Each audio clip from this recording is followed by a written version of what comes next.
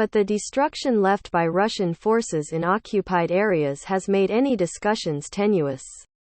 He said. After Bucha and Mariupol, people just want to kill them. When there is such attitude, it is hard to talk about anything.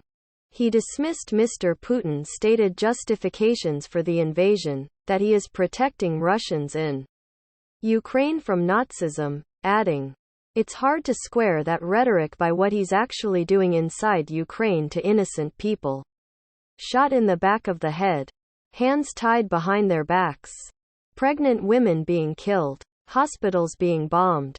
The BBC's Joel Gunter in Kyiv said there is growing evidence that Russia has forcibly deported large numbers of civilians across the border since it invaded the country in February.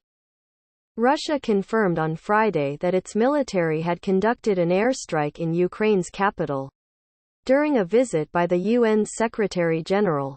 Journalist Vera Herk was killed in the attack, the first of its kind in Kyiv in nearly 2 weeks, after the residential building she lived in was hit by a missile. More U.S. aid for Ukraine.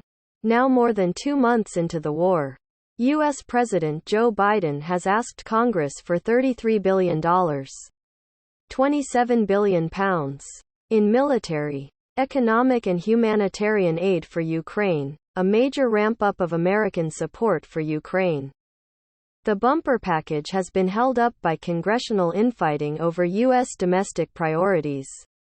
But U.S. Speaker of the House Nancy Pelosi said on Friday she hoped to get it passed as soon as possible.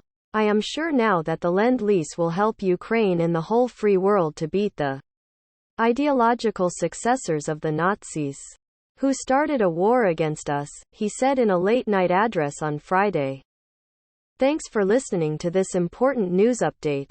Please subscribe to our channel to stay updated with the latest news.